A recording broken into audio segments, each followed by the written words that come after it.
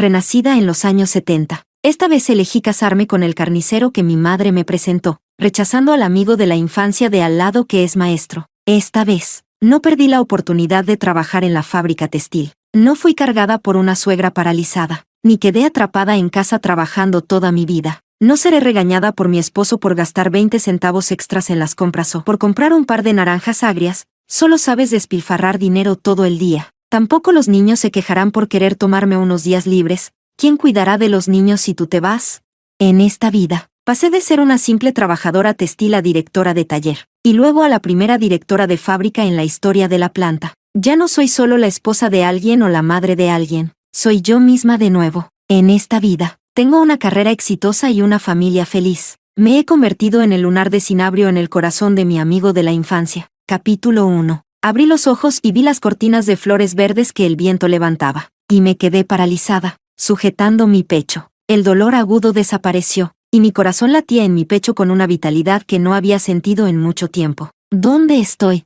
Antes de sumergirme en la oscuridad, recuerdo que estaba en casa limpiando el suelo con un trapo porque mi esposo Luis insistía en que fregar no era suficientemente limpio y tenía que pasar un trapo después. Me levanté y miré a mi alrededor. Esta era mi casa, pero de mis días de secundaria. Extendí mis manos. Eran pálidas, delicadas, con dedos esbeltos y palmas rosadas, sin los callos gruesos formados por años de trabajo duro. Todavía no habían sufrido por lavar ropa con agua fría durante años o por estar sumergidas en diversos agentes de limpieza y llenarse de grietas. Las 10 uñas, en forma de concha, estaban pintadas con esmalte de uñas rojo brillante, un regalo especial de cumpleaños número 18 enviado por mi tía de Shanghái. Tomando el espejo del tocador, reflejaba un rostro familiar pero extraño, una cara en forma de manzana. Había renacido en mi cumpleaños número 18. Pensando esto, no había tiempo para recordar. Salté de la cama, me cambié rápidamente. Me até una cola de caballo al azar y pedaleé rápidamente hacia la fábrica textil de la brigada en la vieja bicicleta de mi padre. Hoy era el día para registrarse en la lista de la fábrica. En mi vida anterior,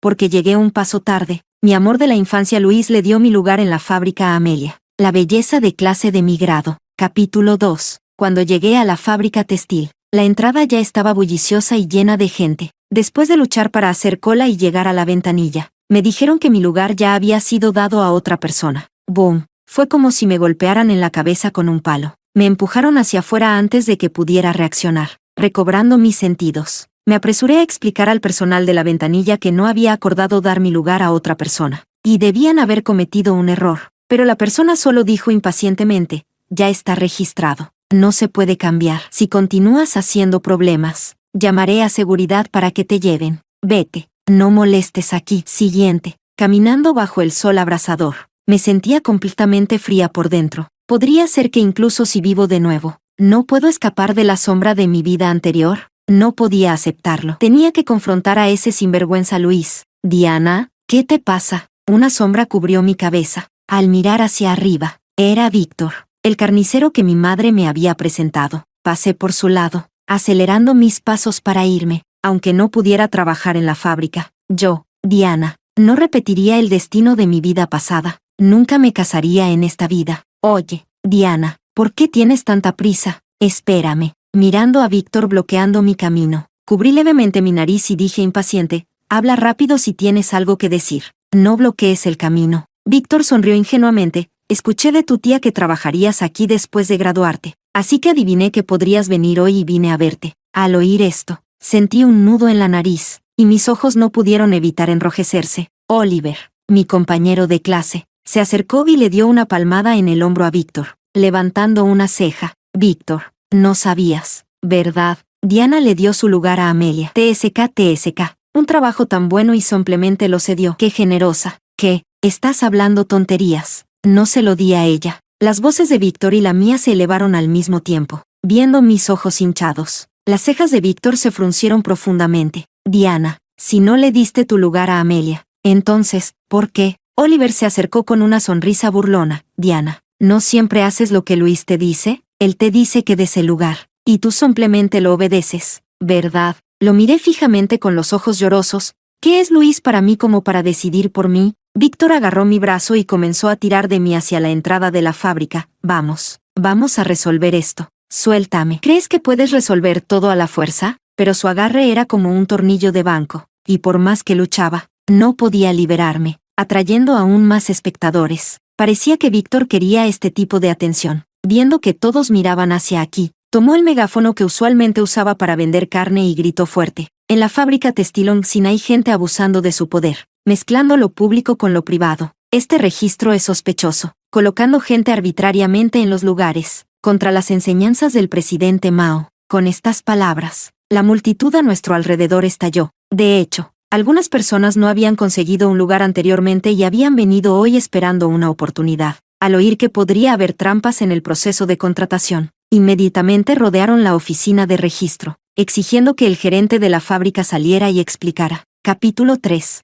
Viendo que las cosas se salían de control, el personal de registro se apresuró a buscar al director responsable de esta contratación. Cuando Luis, que había acudido apresuradamente tras oír las noticias, me vio con Víctor, una sombra de desagrado cruzó su rostro, y exigió: Diana, ¿por qué estás con él? Ver a Luis solo alimentó mi ira, acumulada por las injusticias de mis vidas pasada y presente. Avancé y le di una bofetada. ¿Quién te dio el derecho de regalar mi lugar? Inesperadamente audaz, dejé a Luis atónito, y mientras aún estaba aturdido, le di otra bofetada en la otra mejilla. No tienes ninguna relación conmigo. Sin embargo, conspiras con el director de contratación para beneficio personal, robando mi lugar. Voy a denunciarte en tu escuela. Al oír mi amenaza de denunciarlo, Luis se alarmó, ignorando la humillación de las bofetadas. Se apresuró a intentar explicarse. Diana, escúchame, no es lo que piensas. Ver su cara me hizo querer abofetearlo otra vez, pero Amelia de repente se interpuso entre nosotros y recibió el golpe que era para Luis. Su mejilla pálida se hinchó visiblemente. Amelia, el director, llamado por alguien, se apresuró al ver esto.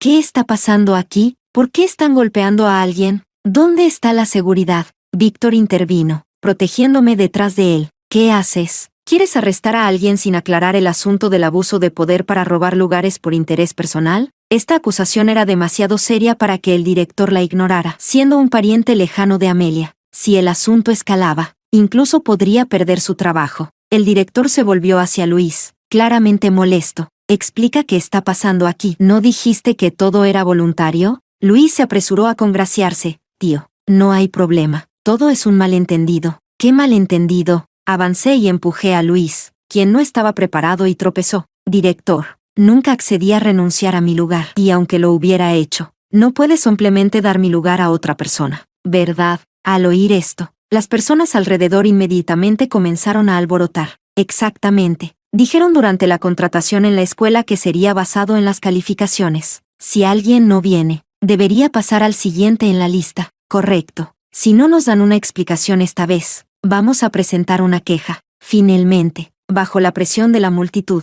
el director no solo me devolvió mi lugar sino que también hizo que publicaran las clasificaciones iniciales de reclutamiento en la puerta principal. Si alguien renunciaba a su lugar, la siguiente persona en la lista lo tomaría automáticamente. Capítulo 4. Para agradecer a Víctor por ayudarme a recuperar mi lugar, mi madre preparó especialmente una gran cena en casa como gesto de gratitud. Ya había decidido no casarme en esta vida, y en el camino para invitarlo, compartí mis pensamientos con Víctor. Realmente agradezco lo que hiciste el otro día, y te debo una por eso, pero no tengo planes de casarme pronto, así que puedes abandonar esa idea. Viendo mi determinación, Víctor se rió. ¿Parezco el tipo que busca favores a cambio? Vamos, no he comido bien al mediodía, y estoy muriendo de hambre. Riendo, entró en nuestro patio, justo cuando iba a seguirlo. Luis, el vecino de al lado, me detuvo. Diana, ¿aún estás enojada conmigo? Me equivoqué ese día. No debí actuar sin consultarte primero. Al ver la sonrisa insincera de Luis, tenía ganas de desgarrar su rostro.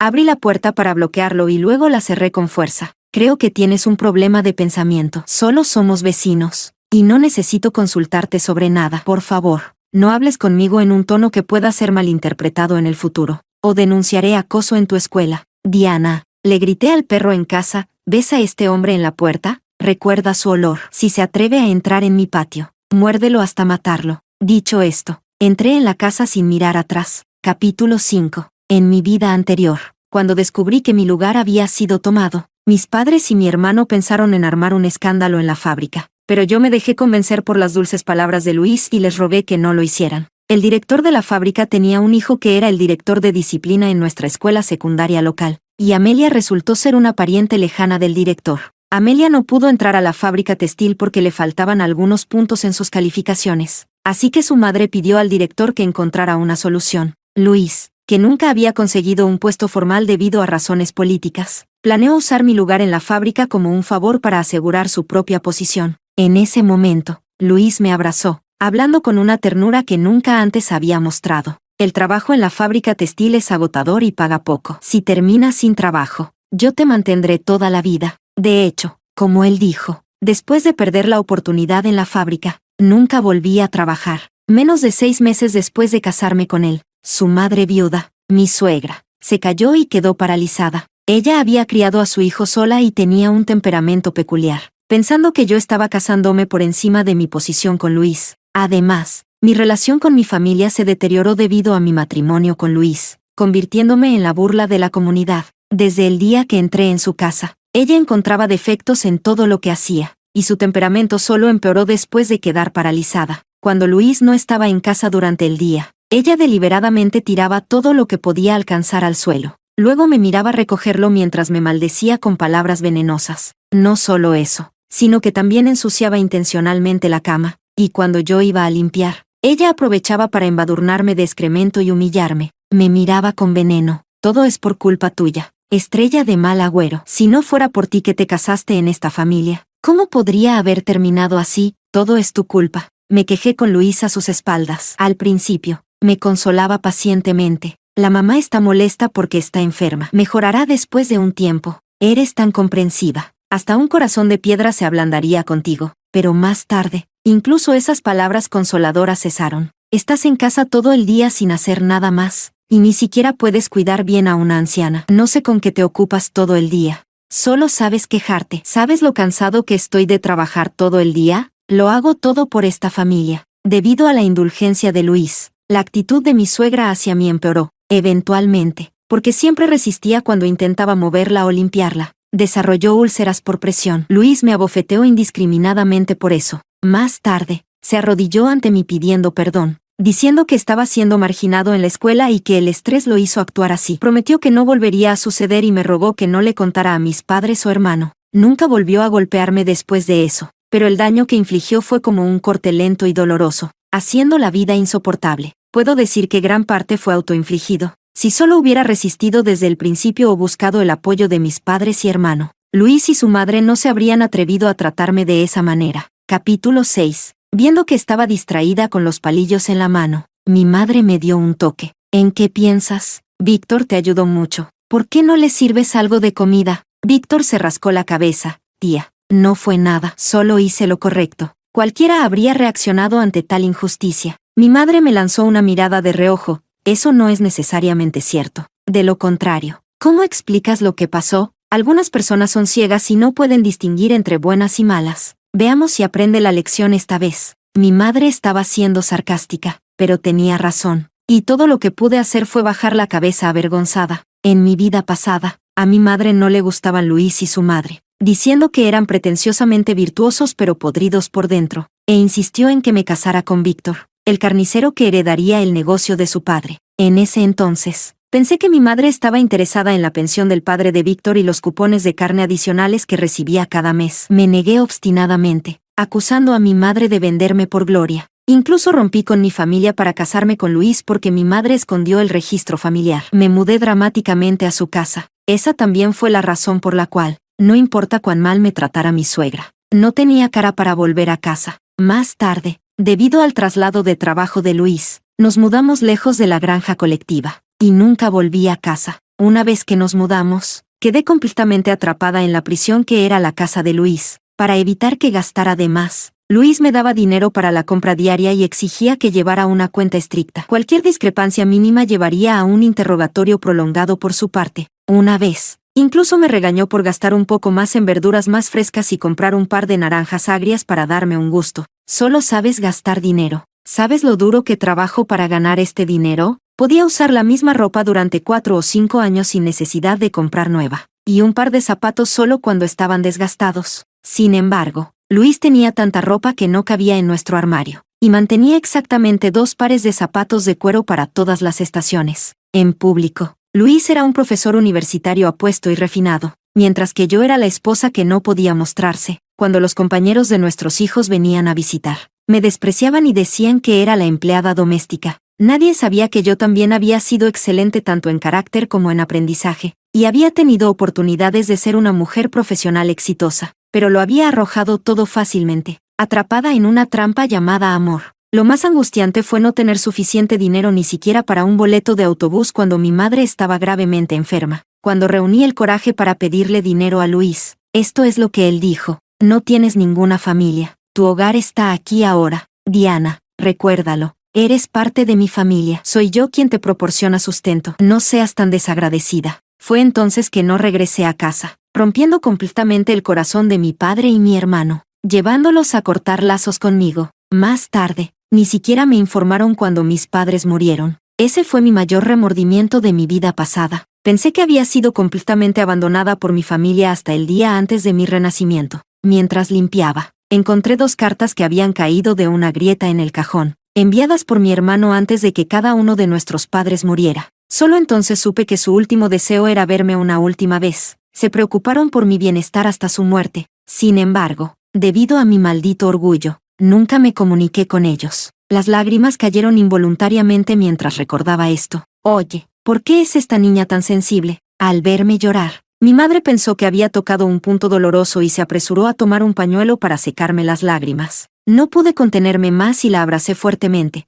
Mamá, no me voy a casar en esta vida. Quiero quedarme contigo y con papá para siempre. Niña tonta, ¿qué tonterías estás diciendo? No hagas un espectáculo. Mi madre no sabía, pero esas eran realmente las palabras de mi corazón. Capítulo 7. Trabajar en la fábrica textil era ajetreado pero gratificante. Luis me buscó varias veces, pero cada vez mi hermano lo echaba. Mi hermano le amenazó que si alguna vez me acosaba de nuevo, le golpearía cada vez que lo viera. Después de eso, no lo vi durante mucho tiempo. Pensé en vengarme, pero me di cuenta de que el propósito de vivir esta vida de nuevo no era buscar venganza contra un canalla, sino rejuvenecerme y llevar una vida mejor. No quería desperdiciar esta preciosa oportunidad albergando odio hacia un hombre sin valor. En cambio, debería concentrarme en mejorarme a mí misma y apreciar a la familia que me ama. Durante el día trabajaba y por las noches, me inscribí en una escuela nocturna para estudiar contabilidad. Basándome en mis experiencias en mi vida pasada, sabía que depender solo de una fuente de ingresos no era sostenible, así que necesitaba allanar mi propio camino desde temprano. Para mi sorpresa, me encontré con Víctor en el aula el primer día de clases. Pensé que me había seguido, lo que me molestó un poco. Saqué a Víctor del aula y le dije que no había posibilidad de nada entre nosotros. Resultó que él se había inscrito incluso antes que yo y ya había estado asistiendo a clases durante una semana. Estaba tan avergonzada que deseaba desaparecer en el suelo. Nunca me había dado cuenta, pero Víctor era en realidad muy inteligente. Aprendía rápido, podía pensar críticamente y hacía conexiones que me hacían sentir inferior. Después de clase, Víctor se desvió de su camino para acompañarme a casa. Una cosa llevó a la otra, y gradualmente llegamos a conocernos mejor. Solo entonces supe que él estaba 3 grados por delante de mí y había sido compañero de clase de Luis. Víctor estaba destinado a ir a la universidad, pero su padre murió en el año de sus exámenes de ingreso a la universidad. Si no tomaba el oficio de carnicero, no habría habido dinero para el tratamiento médico de su madre. Así que renunció a sus aspiraciones universitarias para continuar el negocio de su padre. Aunque su madre falleció 2 años después, él no tenía arrepentimientos. Creía que la vida se trataba de los caminos que tomamos, y aunque no tuviera un título universitario, estaba decidido a vivir bien. Compartió sus planes para el futuro conmigo, sus ojos brillantes y esperanzados en la noche. Al final, todavía aparté la cabeza. Mi matrimonio anterior había dejado una profunda cicatriz, y no quería estar confinada por otra persona de nuevo. Quería un futuro propio. Capítulo 8. El tiempo vuela cuando la vida está llena. Luis se iba a casar con Amelia. No es sorprendente. Debido a esta conexión, finalmente aseguró su posición oficial como profesor. El día de su boda, su madre charlaba deliberadamente en voz alta con los familiares en el patio.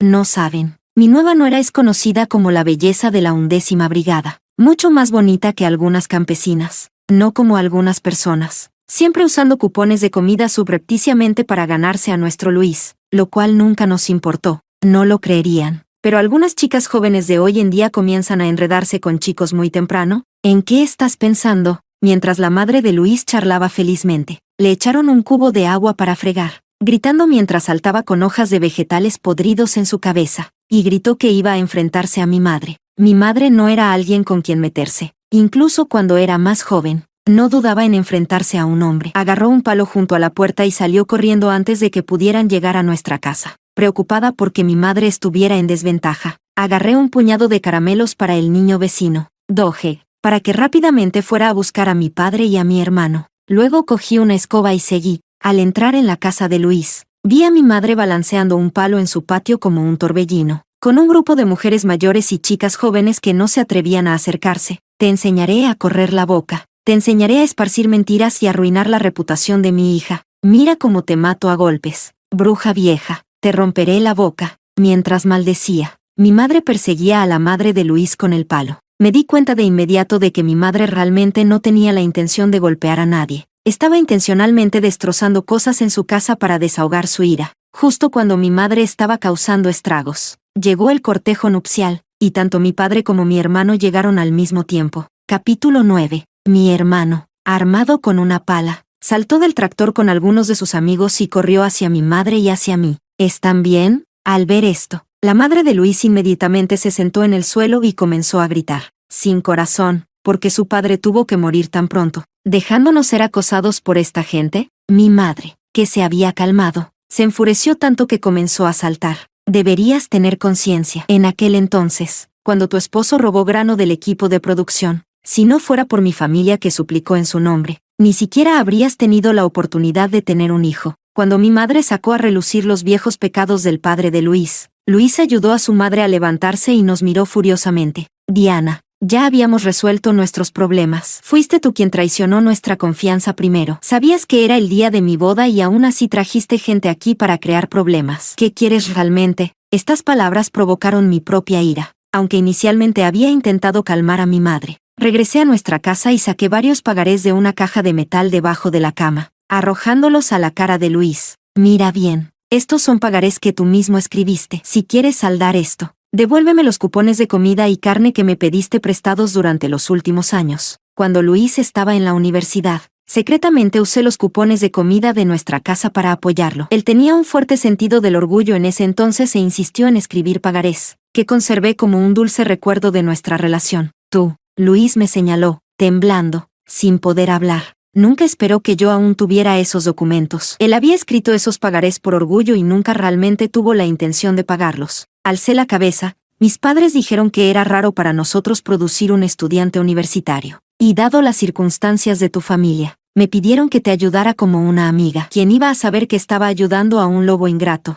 Aprovechando la multitud reunida para hoy, expuse en voz alta cómo Luis y el director conspiraron para robar mi lugar en la fábrica textil. Al ver a la gente señalando y murmurando hacia ellos, su madre no pudo quedarse quieta. Tonterías. ¿Tu familia tan bondadosa? Solo vieron el potencial de mi hijo y enviaron a tu hija a aferrarse a él. Con tu hija basura. Mientras ella lanzaba más insultos hacia mí, mi madre la agarró y le dio 2 bofetadas. Y ambas comenzaron a luchar físicamente frente a todos. Luis y sus parientes trataron de intervenir, pero mi padre, mi hermano y sus amigos los retuvieron, dejándolos impotentes. La mayoría de su lado consistía en ancianos y mujeres, con solo Luis como hombre. Frente a un grupo de hombres fuertes de la fábrica mecánica, retrocedió de inmediato, solo pudiendo observar cómo su madre recibía una paliza unilateral de mi madre. Solo cuando vi que mi madre casi había desahogado su ira, la separé. La madre de Luis finalmente se intimidó, se escondió detrás de Luis y no dijo más. Luis me miró con una expresión compleja. Diana, ¿realmente tenía que llegar a esto entre nosotros? Recogí los pagarés esparcidos en el suelo, cruciales para reclamar lo que se debía, y no podían perderse. Nuestra relación antes era puramente la de vecinos. Diana es un nombre que mi familia y amigos usan para referirse a mí. Tú no tienes ese privilegio, incluso como profesor, aunque no permanente. Las condiciones de Luis eran mejores que las de un trabajador regular. Si realmente quisiera pagar, no sería difícil. Nuestras 2 familias así se enfrentaron justo en la entrada del patio. Pobre novia Amelia, sentada incómodamente en el tractor destinado a buscar a la novia, ignorada por todos. El líder local llegó y frunció el ceño al ver la escena. Ambas familias fueron metafóricamente azotadas, y el asunto se consideró resuelto. Por respeto al líder local, mi familia no persiguió el asunto más allá. Capítulo 10. para agradecer a los compañeros de mi padre y de mi hermano por ayuda. Mi madre generosamente utilizó todos nuestros cupones de carne para que yo los cambiara por platos de carne y carnes adobadas. Y también mató la gallina ponedora que teníamos en casa para servirles. El ambiente en el banquete de boda del vecino era un poco extraño debido al alboroto anterior. En contraste, nuestro lado estaba animado con los sonidos de beber y jugar juegos, incluso más animado que al lado, aunque la madre de Luis estaba hirviendo de odio. No se atrevió a decir nada más. Luis intercambió una pila de cupones de comida de mi mano por esos pagarés. Diana, de ahora en adelante, cada quien por su camino. No podría estar más feliz de no tener nada que ver con él en esta vida y me fui directamente a casa con los cupones de comida. Capítulo 11. Esa noche, me despertó el sonido de cosas rompiéndose. Resultó que la nueva novia del vecino, Amelia, estaba discutiendo con su suegra. De la conversación, parecía que apenas 3 días después de casarse, la madre de Luis estaba exigiendo que Amelia recuperara los 50 yuanes y 10 kilogramos de cupones de comida dados como dote de sus padres. La razón era absurda, porque Luis había devuelto los cupones de comida que había pedido prestados durante sus días de escuela. Amelia, luciendo dócil pero no dispuesta a dejarse pisotear, había comenzado a discutir con su suegra, quien en un arrebato de ira, incluso rompió un jarrón que Amelia había traído como parte de su dote. Al igual que en mi vida pasada, toda la escena involucraba solo a las dos mujeres discutiendo, con Luis por ningún lado. A la mañana siguiente, cuando salía para el trabajo, me encontré con Amelia, que tenía los ojos rojos. Le asentí con la cabeza y estaba a punto de ir en bicicleta a la fábrica cuando Amelia me detuvo. Ella había estado esperando en la puerta específicamente para disculparse conmigo. Me explicó que no había estado al tanto del desacuerdo sobre la transferencia del puesto en la fábrica. Luis y el director le habían dicho que yo había renunciado voluntariamente. De lo contrario, las cosas no habrían resultado de esa manera. El arrepentimiento estaba escrito por todo su delicado rostro, pero era demasiado tarde para cambiar algo. Acepté su disculpa, independientemente de su sinceridad. Ella había recibido una bofetada mía ese día, y yo había conservado mi trabajo. Antes de irme, le recordé que protegiera lo que era suyo. Capítulo 12. Tan pronto como crucé las puertas de la fábrica, noté que algo estaba mal. La gente me miraba de forma extraña, y algunos incluso murmuraban frente a mí. Después de cambiarme a mi ropa de trabajo y entrar al taller, mi compañera de trabajo Ava, con quien generalmente tengo buena relación, se me acercó de manera misteriosa. Diana, si no te sientes bien, deberías pedirle el día libre al jefe de equipo. Yo puedo cubrir tu turno. Estaba desconcertada. No me siento mal. Ava era escéptica. ¿En serio? Tu prometido acaba de casarse con otra persona. ¿Y aún tienes ánimos para trabajar? No tengo ningún prometido. No difundas rumores. Pensando en las miradas extrañas que recibí al entrar, sentí que tenía algo que ver con este supuesto prometido. Agarré a Ava mientras intentaba alejarse, insistiendo en que me explicara lo que estaba sucediendo. Ava y yo trabajábamos lado a lado en las mismas máquinas y a menudo comíamos juntas. Nos llevábamos bien. Viendo mi confusión genuina, compartió lo que sabía. Aparentemente, alguien había estado esparciendo rumores sobre mí en la fábrica, diciendo que llevaba una vida privada desordenada, con 2 hombres a la vez, y embarazada sin saber quién era el padre, ahora que mi supuesto prometido se había casado con otra persona. Al oír esto, me enfurecí. Apagué mi máquina y me dirigí directamente al taller vecino. Apagué la máquina de Sandra y le jalé el cabello fuertemente hacia un lado. Vamos. Nos dirigimos a la oficina del director de la fábrica. El cabello de Sandra dolía por mi agarre, y ella gritó de dolor. Diana, ¿qué estás haciendo? Suéltame. La arrojé al suelo con un fuerte movimiento de mi brazo. Dime, ¿por qué estás esparciendo rumores sobre mí en la fábrica? Sandra evitó mi mirada. Si eres inocente, no deberías temer a las sombras. ¿Quién dijo que yo estaba esparciendo rumores sobre ti? Al ver su desafío, volví a agarrar su cabello y comencé a arrastrarla hacia la oficina del director. Varios compañeros de taller de Sandra intervinieron para detenerme. ¿Qué estás haciendo? Suéltala. Está bien. Solo díganme quién la puso a esparcir estos rumores en la fábrica, y no la molestaré más. Iré tras esa persona. Ellos no me hicieron caso, tratando de superarme en número para liberar a Sandra, pero yo me aferré desesperadamente al cabello de Sandra, concentrándome únicamente en ella. Finalmente, incapaz de soportarlo más, Sandra se quebró y aceptó ir al director de la fábrica. Capítulo 13. Tan pronto como entré en la oficina del director de la fábrica, me precipité hacia el alféizar de la ventana y me senté allí, gritando, no puedo vivir así,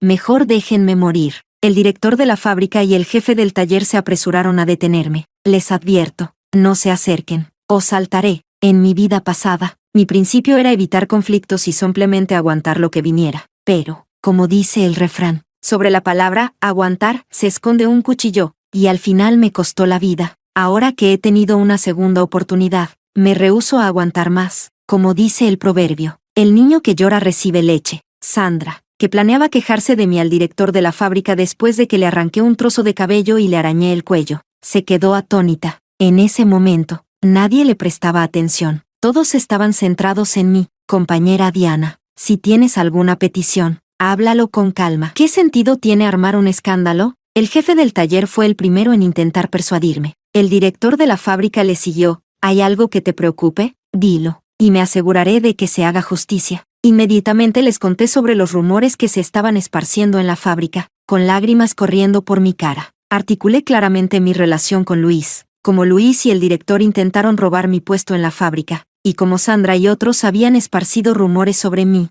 Director, usted sabe, la reputación de una mujer es su vida. Soy una chica soltera siendo calumniada de esta manera. Me están empujando a la muerte. Luego balanceé una pierna fuera de la ventana. Ahora seguiré los pasos de Doe, y veremos si nieva en agosto después de mi muerte. Instantáneamente, 2 personas se precipitaron y me retiraron del alféizar de la ventana. Capítulo 14. Me senté en la oficina del director de la fábrica, sollozando en voz baja mientras él interrogaba a Sandra y a algunos otros que habían iniciado los rumores. Bajo la presión del director, Sandra finalmente se quebró y nombró a alguien. Paul. Yo conocía a esa persona. Un sinvergüenza bien conocido en la fábrica. No tenía ningún problema con él. ¿Por qué me atacaría? No importa cuánto más presionaron. Sandra mantuvo su versión de que Paul fue quien le dijo todo. El director llamó a Paul para preguntarle por qué lo hizo. Con un aire desvergonzado, dijo que encontraba molesto mi aparente rectitud, y terminó con solo una amonestación menor. Sospechaba que el director estaba involucrado en esto, pero no había nada que pudiera hacer en ese momento, excepto ser más cautelosa en el futuro. Sin embargo, lo subestimé. Después del trabajo, fui a la escuela nocturna como de costumbre. Debido a los rumores, rechacé la oferta de Víctor de llevarme a casa. Aquí, las noches de verano son largas y no oscurece completamente hasta después de las 9. El camino a casa desde la escuela nocturna es por una carretera principal, frecuentemente transitada por coches, por lo que no percibía ningún peligro. Inesperadamente, mientras pasaba en bicicleta por un campo de algodón, una sombra saltó repentinamente de los árboles rompevientos al lado del camino y tiró de mi bicicleta, haciendo que me cayera al suelo. Antes de que pudiera reaccionar, alguien me agarró por detrás del cuello y me arrastró hacia el bosque. La sensación de asfixia avanzaba como una marea. No estaba lista para morir. Había muchas cosas que aún no había hecho en esta vida, pero el atacante estaba decidido, y mi conciencia comenzó a desvanecerse. Capítulo 15. Diana. Diana. ¿Quién me llama? En la oscuridad, de repente vi unas de luz. Corrí hacia el lugar de donde provenía la luz. Al abrir los ojos, me encontré acostada en una cama de hospital, con mi madre abrazándome y llorando. Por fin despertaste. Casi matas de un susto a tus padres. Resultó que Víctor me había salvado. Después de que rechacé su ayuda anoche, él todavía me había seguido discretamente desde la distancia, planeando irse solo después de que llegara a casa sana y salva. Fue porque él estaba preocupado por estar demasiado cerca y ser descubierto por mí que para cuando llegó a mí, yo ya había perdido el conocimiento, habiendo escapado de la muerte por poco. Estaba profundamente conmovida. Paul fue quien me atacó. Cuando Víctor se dio cuenta de que algo andaba mal, el atacante ya había huido, y ahora la policía lo estaba buscando, pero no podía entender por qué Paul querría matarme. ¿Fue por la reprimenda que recibió durante el día?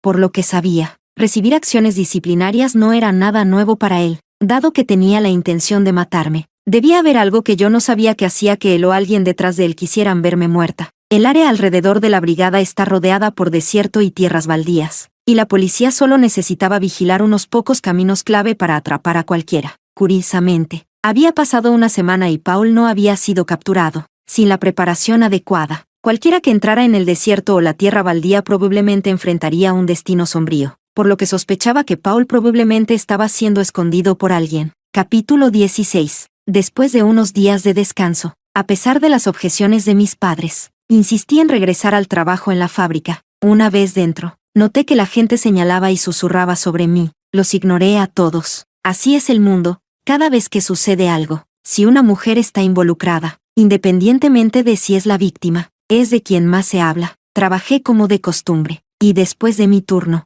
Le pedí a Ava que reuniera a la gente para el ensayo de danza. El próximo mes, los líderes de nuestra institución tenían programado visitar nuestra fábrica, y había organizado a algunas trabajadoras para ensayar una danza titulada «Las mujeres pueden sostener la mitad del cielo». Habíamos estado practicando intermitentemente durante una semana y casi estábamos listas. Inesperadamente, de las 12 personas que inicialmente habían accedido, incluyéndome a mí y a Ava, solo 8 aparecieron. Ahora, todos estaban esparciendo que yo había estado involucrada con Paul. Unas trabajadoras, creyendo las palabras de Sandra, pensaron que estar asociadas conmigo mancharía su reputación y dificultaría que se casaran. Sandra claramente no había aprendido su lección. Inmediatamente fui a su taller para enfrentarla. Desde la distancia, la vi charlando animadamente con varias trabajadoras, 2 de las cuales habían acordado previamente participar en la danza. Cuando me vieron acercarme, rápidamente le hicieron señas a Sandra para que dejara de hablar. Los ojos de Sandra destellaron con miedo, pero pronto se enderezó. ¿Qué pasa? Todo ha sucedido. ¿Y ahora quieres silenciar a la gente?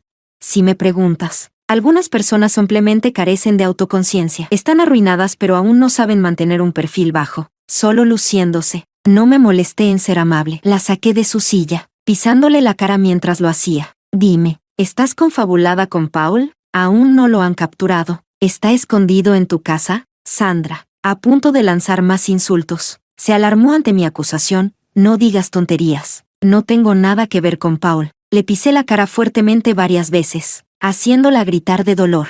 La última vez, coludiste con Paul para esparcir rumores y causar problemas. Ahora, él ha intentado asesinato y está prófugo. Y aquí estás, ensuciando mi nombre en la fábrica nuevamente. ¿Y te atreves a decir que no estás involucrada? Hoy, te llevaré a la estación de policía para un interrogatorio adecuado. En esta era, un incidente menor podría llevar a un castigo severo, mucho menos un intento de asesinato. Sandra se alarmó ante la mención de la estación de policía. Estar implicada en un caso de asesinato podría arruinarla, incluso si era inocente. El interrogatorio solo podría ser brutal, sin mencionar el estigma para una mujer, afectando sus perspectivas de matrimonio. No me lleves a la estación de policía. Fue el director quien me dijo que dijera esas cosas. No tiene nada que ver conmigo. Después de un intenso interrogatorio, Sandra ya no se contuvo, confesando que el director le había instruido que dañara mi reputación en la fábrica. Al ver que no podía sacar nada más de ella, finalmente la dejé ir.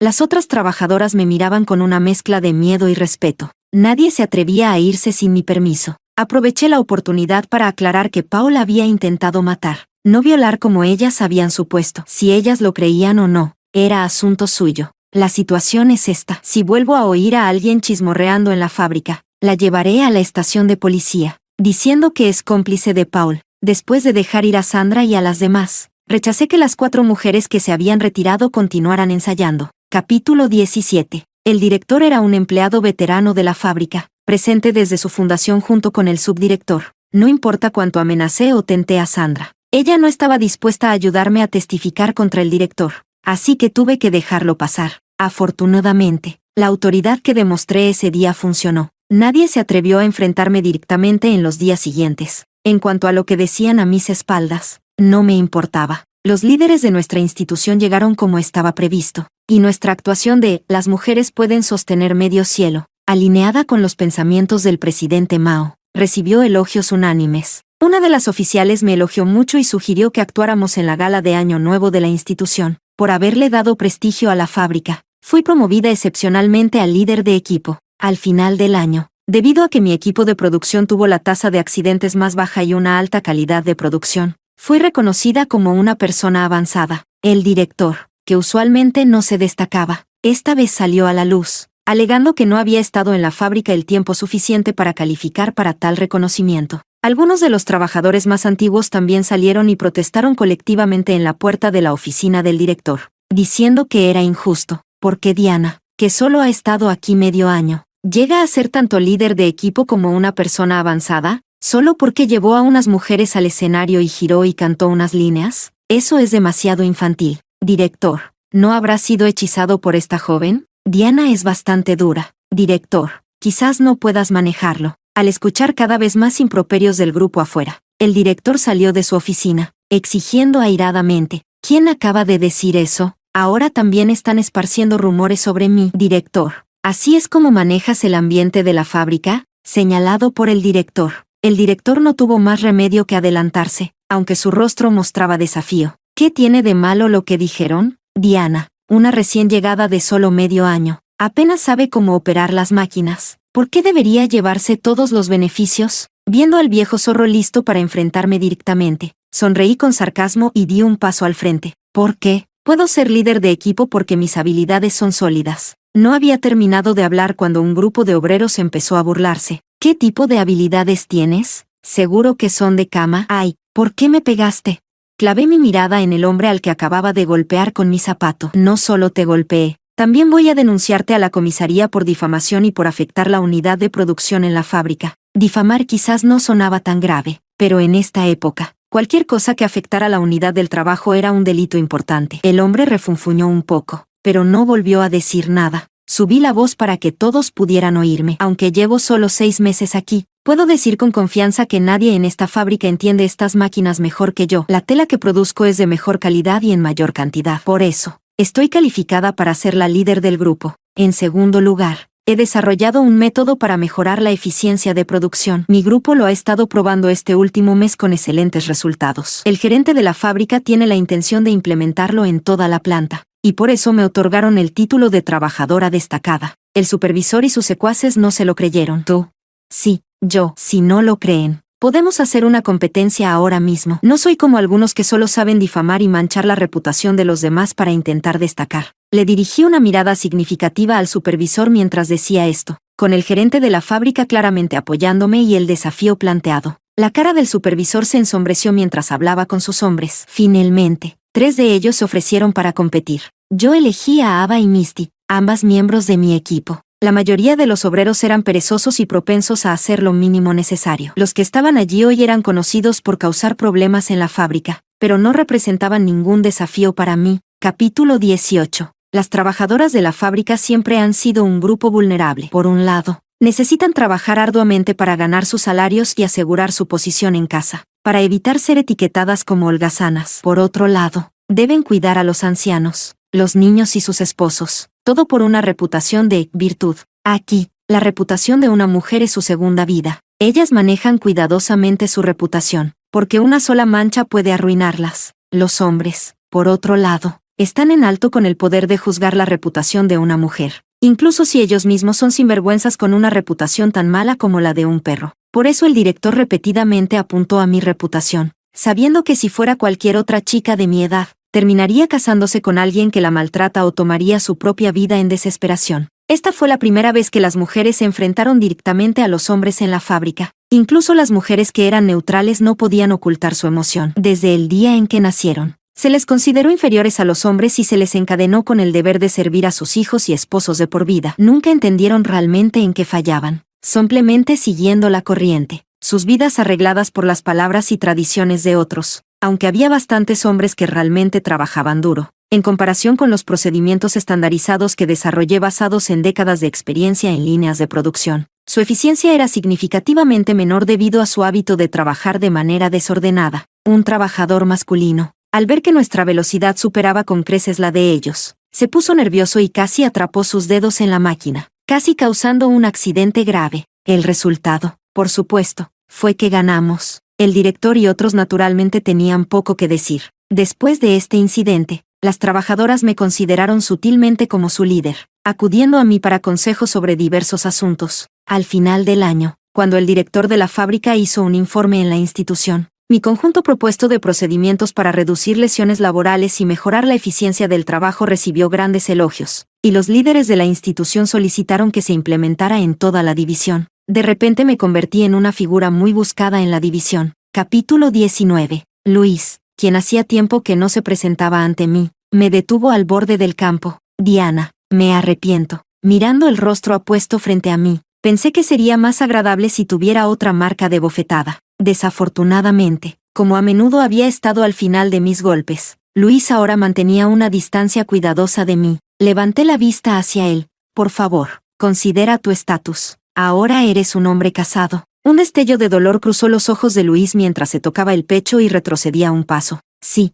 ya estoy casado. No queriendo lidiar con este tonto, me hice a un lado, lista para irme, pero Luis agarró mi brazo. sus ojos llenos de conflicto. Pero, ¿por qué sigo escuchando una voz dentro de mí que me dice que tú deberías haber sido mi esposa? Me solté de su mano y le advertí con severidad: no necesitas que te enseñe cómo ser un modelo a seguir, ¿verdad? Si esto sucede de nuevo, creo que puedes olvidarte de ser profesor. Desde la distancia, vi a Víctor corriendo hacia nosotros para protegerme detrás de él, hablando a Luis aún reacio. Escuché que tu madre se cayó en el campo. Mejor ve a verla. Mirando cómo Luis corría de vuelta a casa, recordé que en mi vida anterior, su madre se había paralizado por esta época. Ya se fue. ¿Por qué sigues mirando? La voz de Víctor, apenas disimulando sus celos, me hizo reír. Este chico, celoso por todo. Para ser honesta, si tenía sentimientos por Víctor, le admití que aún no estaba lista para casarme, y él dijo que esperaría por mí, hasta el día que estuviera lista. Capítulo 20. Con la madre de Luis paralizada, las discusiones al lado nunca cesaron, dominadas en cambio por los llantos reprimidos de una mujer. La que una vez fue la belleza de nuestra brigada se marchitó menos de un año después de su matrimonio. Recuerdo en mi vida anterior,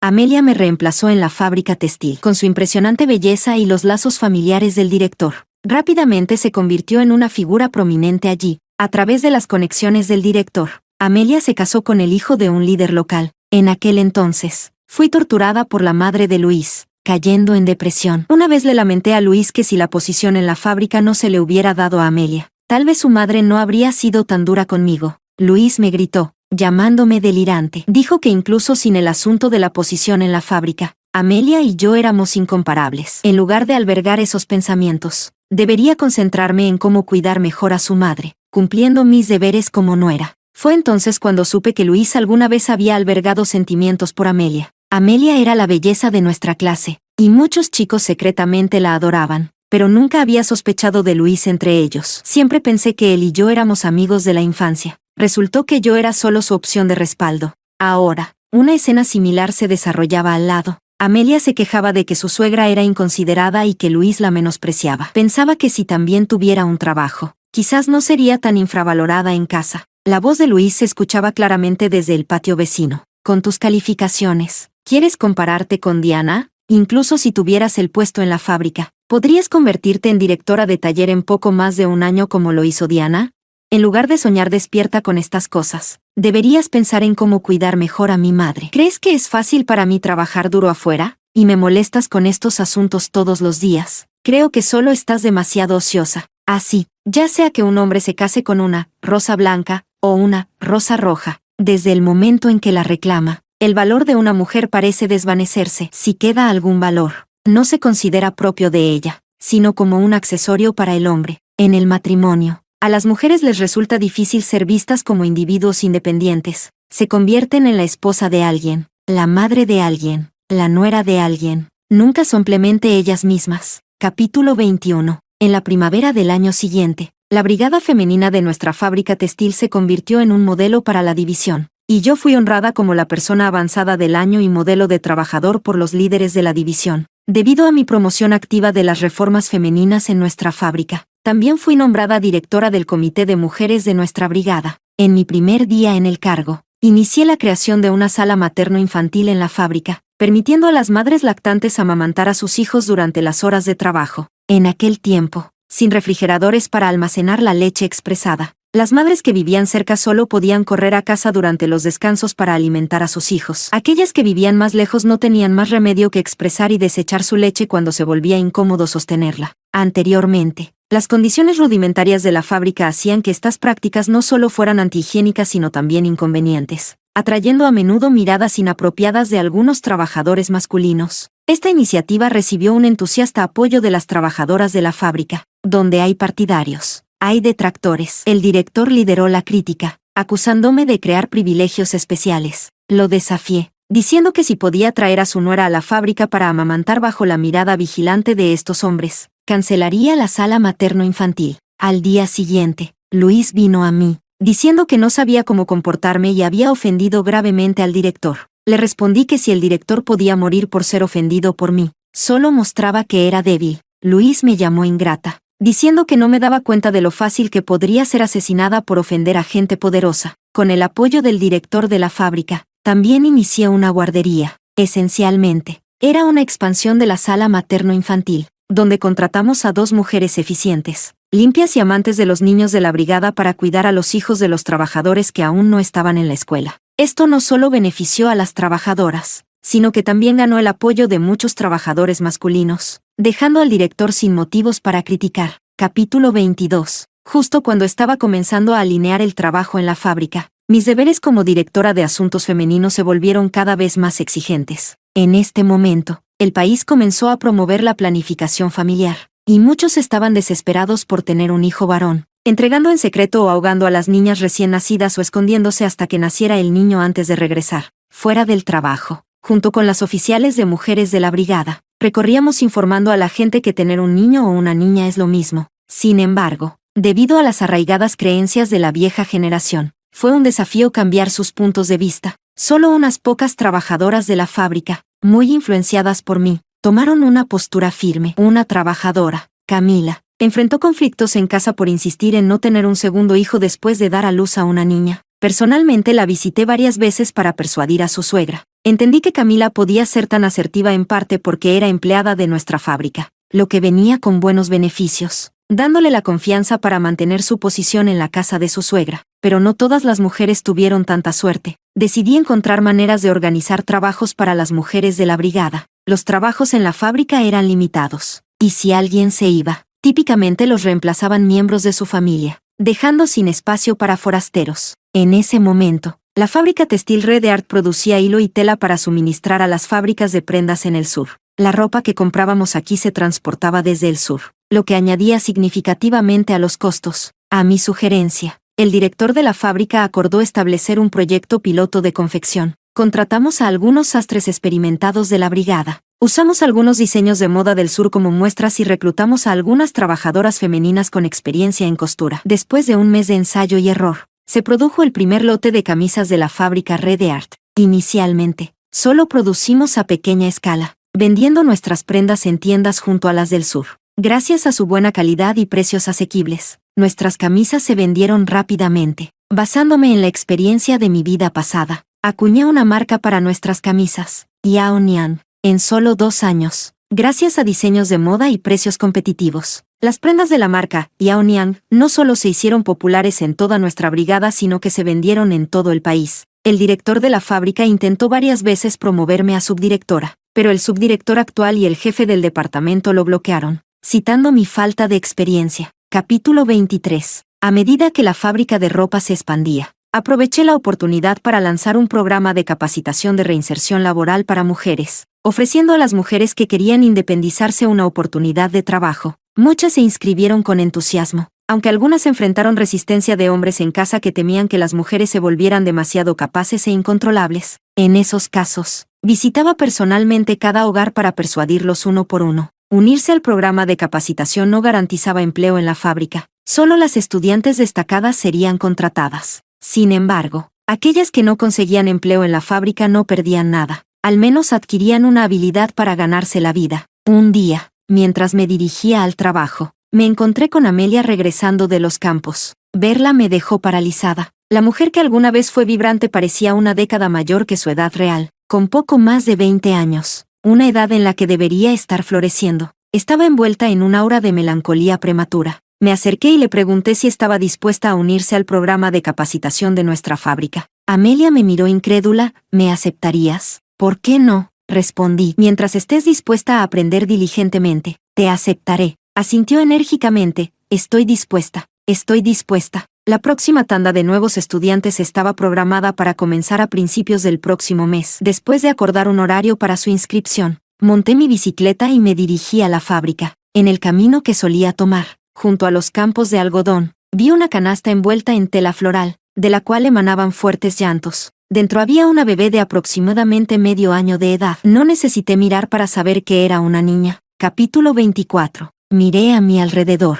Los interminables campos de algodón estaban desiertos. Cogí a la bebé y me dirigí directamente a la fábrica, y en menos de medio día, todos allí sabían que había encontrado una infanta abandonada. Después de pedir medio día libre al director de la fábrica, llevé a la bebé a la estación de policía. La policía dijo que era poco probable que alguien la reclamara y me aconsejó que la mantuviera durante unos días. Si no se encontraban sus padres en una semana, tendría que ser enviada a un orfanato. Llevé a la niña a casa, y mis padres se sobresaltaron, especialmente mi madre, que casi estaba llorando. Niña tonta, ¿por qué trajiste a la niña a casa? Sabía que mi madre estaba preocupada por mí, ya que una mujer soltera con un hijo fácilmente atraería comentarios. Además, los orfanatos no podían acoger a tantos niños. Casi era una regla que quien encontraba un niño terminaba quedándoselo. En ese momento, ya había tomado una decisión. Capítulo 25. Como era de esperar, una semana después, la estación de policía no pudo encontrar a los padres del niño, y el orfanato no pudo tomar a un niño tan pequeño. Así que la policía me pidió que lo mantuviera unos días más. Mi madre estaba molesta conmigo y no quería ayudar. Así que tuve que llevar al niño a la guardería de la fábrica todos los días y recogerlo después del trabajo. Pronto hubo rumores en la fábrica que afirmaban que el niño era mi hijo ilegítimo con un hombre al azar. Aunque el gerente de la fábrica no creía los rumores, aún habló conmigo sobre cómo si la situación del niño no se manejaba adecuadamente, podría impactar negativamente en mi carrera. Al mismo tiempo, el programa de capacitación para el reempleo de mujeres que organicé también encontró problemas. Algunos esposos de las estudiantes fueron a la escuela a causar un escándalo, alegando que las clases estaban perturbando a sus familias. Cada vez más estudiantes fueron obligadas a abandonar. Algunas de las trabajadoras que originalmente estaban cerca de mí también comenzaron a distanciarse, excepto unas pocas como Ava y Sandra que me trataban igual que antes. No me importaba todo eso. Fui a la estación de policía para preguntar sobre el proceso de adopción para el niño. Justo al regresar de la estación de policía, me encontré con Víctor en mi puerta, sosteniendo al niño y mirándolo. No sabía qué decir. Él realmente era un hombre muy bueno. No le importaba que raramente pasara tiempo con él debido al trabajo. Ni le importaba que mi popularidad lo eclipsara o que no quisiera casarme y fuera objeto de chismes a mis espaldas. Él apoyaba todo lo que quería hacer. Pero este niño, no sabía si él podría aceptarlo. Así que no lo había buscado en estos últimos días. En esta vida, no quería ser coaccionada por nadie, ni quería coaccionar a nadie más. Al ver que yo estaba vacilante, Víctor caminó hacia mí sin saber qué hacer. Estás tan ocupada con el trabajo, y ahora tienes un niño a cargo. ¿Puedes manejarlo? Miré hacia abajo a la cara dormida y tranquila del niño. Incluso si no puedo manejarlo, tengo que cuidar de ella. No hay otra manera. Víctor miró hacia abajo a la pequeña cara del niño y sonrió. ¡Qué niña tan hermosa! Sus padres deben ser desalmados para dejarla. Al ver que él seguía hablando del tema, dije sin rodeos. Ya he tramitado los papeles de adopción. Ahora soy su madre. Un niño con madre debería tener un padre también. Así que yo seré su padre. Si está bien para ti, casémonos mañana. ¿Qué? Estaba atónita. Pensé que estaría molesto, que me preguntaría por qué no lo consulté antes de tomar una decisión, o que usaría los mismos argumentos que mis padres para cuestionarme de nuevo. Pero no lo hizo. Frente a la luz del sol, levanté la vista hacia los ojos de Víctor, que estaban llenos de sinceridad, sin un ápice de renuencia. Sonreí. Está bien, casémonos mañana. Capítulo 26. Cuando mis padres se enteraron de que iba a casarme con Víctor, se sintieron una mezcla de sorpresa, alegría y preocupación. Al ver que Víctor realmente amaba a la niña, se relajaron completamente y comenzaron alegremente a planificar la boda. Los padres de Víctor habían fallecido, así que él dejó los preparativos a mis padres y acordó cubrir los gastos. Ese día, nuestra primera hija también fue nombrada, Sofía. Esperaba que ella pudiera tener un nuevo comienzo y vivir la vida que quisiera. Después del registro de matrimonio, Víctor nos recogía del trabajo todos los días, cuidaba a la niña aún más atentamente que yo, ganándose elogios de las trabajadoras de la fábrica como un hombre bueno y raro. Con la niña bien establecida, comencé a ordenar los eventos recientes en la fábrica. Me di cuenta de que Amelia no se había registrado para las clases. Cuando fui a verla, la madre de Luis me regañó y me echó. Me encontré con Luis cuando volvía a casa del trabajo. Hablé con él sobre mi esperanza de que Amelia asistiera a la clase de capacitación, pero él se negó, usando la excusa de que nadie estaría allí para cuidar a su madre si Amelia se iba. Animada por mí, Amelia argumentó con valentía. Me inscribí en la clase nocturna, y tú ya estás en casa para entonces. ¿Cómo puede ser que no haya nadie para cuidarla? Al oír esto, el rostro de Luis se puso lívido de ira, pero debido a mi presencia, terminó sin decir nada, aunque claramente estaba en desacuerdo. Al irme, Amelia me dijo que se registraría el próximo mes, pase lo que pase. Comencé a visitar a otros estudiantes uno por uno. Con mi persuasión, algunos regresaron a la clase de capacitación, pero unos pocos obstinados no pudieron ser convencidos. No importa lo que dijera. Justo cuando estaba en un callejón sin salida, el gerente de la fábrica y yo fuimos denunciados. La acusación era malversación de activos estatales, un delito grave. Todo nuestro trabajo en la fábrica fue inmediatamente detenido y temporalmente tomado por el subgerente y el capataz, en espera de una investigación por las autoridades de la división. Sin nada más que hacer, solo pude quedarme en casa con la niña, y nuestra boda planeada tuvo que ser pospuesta. Mis padres estaban tan preocupados que le salieron varios cabellos más grises. Capítulo 27. Después de aproximadamente una semana, llegaron las personas organizadas por la división. Tanto el gerente de la fábrica como yo fuimos llamados para ser interrogados individualmente. Fue entonces cuando supe que alguien me había acusado de aceptar sobornos a través de la ejecución de las clases de capacitación y de colaborar con el gerente de la fábrica para malversar activos estatales a través de la fábrica de ropa, involucrando una gran cantidad de dinero. Si se comprobaba, esto podría llevar a consecuencias severas, potencialmente incluso a ejecución. Las clases de reinserción laboral para mujeres eran gratuitas, y había designado a alguien para mantener y verificar las cuentas diariamente. Entregué todos los libros de contabilidad al equipo de investigación para que los revisaran. En cuanto a la acusación de malversación de activos estatales a través de la fábrica de ropa, era completamente infundada, y no temía a la investigación. Durante la investigación, para evitar conflictos de interés, no podía reunirme con el gerente de la fábrica, y no estaba seguro de cómo estaba él. El gerente de la fábrica había dedicado la mitad de su vida a la fábrica de textiles Corazón Rojo. Estaba cerca de retirarse y ahora enfrentaba un escándalo que amenazaba con manchar su carrera. Ahora que mi investigación era de conocimiento público, muchas personas se distanciaron deliberadamente de mí y de mi familia para evitar sospechas. Luis, a pesar de los agravios pasados, vino a verme, aunque su expresión era sincera. Habiendo estado casada con él durante décadas en mi vida anterior, podía ver a través de sus pequeños gestos. Siempre que Luis se emocionaba, su meñique derecho temblaba ligeramente. Verme caer en desgracia debe haberle complacido. Desafortunadamente para él, no encontró a una Diana derrotada. Al verme relajada y pasando tiempo con Víctor y nuestra hija, Luis parecía tener dificultades para expresar sus discursos preparados. Incómodamente dejó un recordatorio severo. Confiesa para obtener lenidad y espera un trato generoso de la organización. Antes de que Víctor lo acompañara cortésmente a la salida. Capítulo 28. El equipo de investigación de la división no era numeroso, además de llamarnos ocasionalmente al viejo director de la fábrica y a mí para hacer algunas preguntas. Pasaban sus días revisando las cuentas en una pequeña oficina. Después de observar durante algunos días, el subdirector y el supervisor se relajaron y aprovecharon la oportunidad para reemplazar muchos puestos clave en la fábrica con su propia gente. Estas personas no hacían nada sustancial, pero tenían una arrogancia significativa, causando resentimiento entre el personal. Las trabajadoras, que habían disfrutado de ciertos derechos y respeto, no querían volver a sus viejas formas. Un mes después de que el equipo de investigación se fuera, Ava y algunas otras colegas cercanas vinieron a preguntar cuándo el viejo director de la fábrica y yo podríamos regresar. Dijeron que la fábrica se había vuelto caótica bajo la gestión del supervisor y su equipo, y todos nos extrañaban.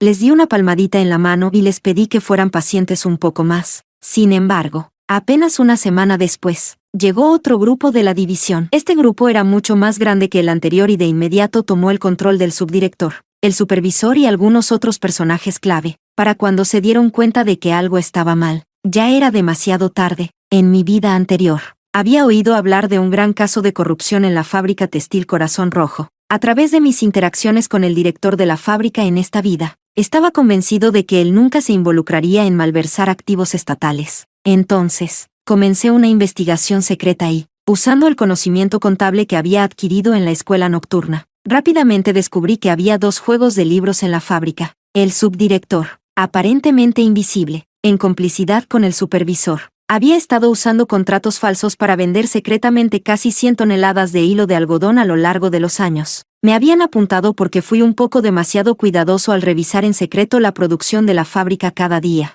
Dado que el director de la fábrica me favorecía y había recibido elogios de los líderes de la división, usé mi influencia establecida en la fábrica para atraer su atención, dejándoles pensar que era solo una joven hambrienta de reconocimiento y poder, por lo que se retiraron. En realidad, el director de la fábrica y yo estábamos organizando en secreto que se recopilaran pruebas de los crímenes del subdirector y otros. Pensaron que el equipo de investigación estaba allí por nosotros, pero ya habíamos entregado las pruebas que recopilamos a los superiores. De hecho, había 2 equipos de la división, uno enfocado abiertamente en nosotros como una distracción y también examinando a fondo los contratos y libros de la fábrica. El otro equipo estaba investigando la red de contrabando de hilo de algodón liderada por el subdirector, el cuerpo de Paul, que había sido difícil de atrapar. fue encontrado en el sótano del supervisor. Debido a la evidencia abrumadora, el grupo, incluidos sus protectores de alto nivel, fue arrestado de un solo golpe. En esta vida, el viejo director de la fábrica no murió acusado injustamente. La fábrica textil Corazón Rojo tampoco sufrió pérdidas tempranas debido a la mala gestión del subdirector y el supervisor. Fui promovida excepcionalmente a subdirectora y, después de muchos años, naturalmente sucedí al viejo director de la fábrica como la primera directora de fábrica,